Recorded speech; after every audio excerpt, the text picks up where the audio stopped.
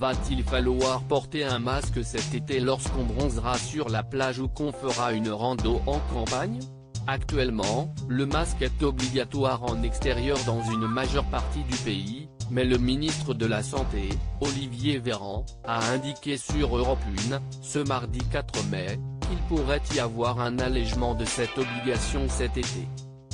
Si, aujourd'hui, les scientifiques s'accordent à dire que la possibilité de contamination par le coronavirus en extérieur est très limitée, certains recommandent tout de même de garder le masque comme Didier Lepelletier, coprésident du groupe permanent Covid-19 au Conseil de santé publique, HCSP.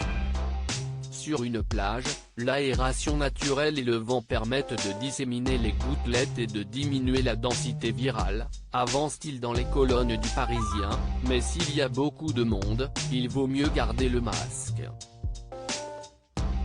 3 conditions. 60% de la population vaccinée, une situation épidémiologique qui continue de s'améliorer et pas d'imprévu selon le scientifique. 3 conditions doivent être réunies pour espérer tomber les masques en extérieur, quand on sera à 60% de population vaccinée, avec au moins une dose, on aura un impact suffisant sur la transmission.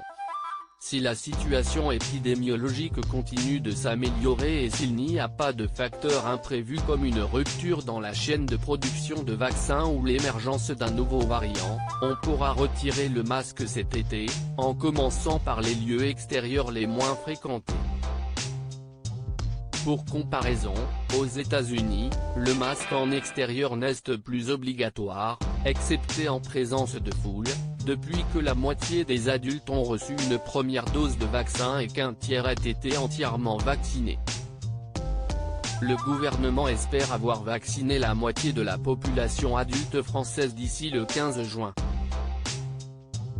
En attendant, un avis du HCSP recommande un assouplissement du port du masque dans le cadre familial ou amical en milieu fermé à la condition que toutes les personnes présentes aient été vaccinées. Quant à la levée totale des gestes barrières et d'un retour à la vie normale, l'Institut Pasteur estime qu'il faudra atteindre 90% de la population adulte vaccinée, ou, au moins 90% des plus de 26 ans et 60% des moins de 65 ans, enfants compris.